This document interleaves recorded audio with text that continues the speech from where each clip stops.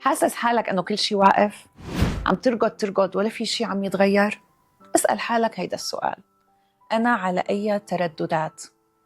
هل طاقة خوف وشك أم طاقة تسليم ويقين؟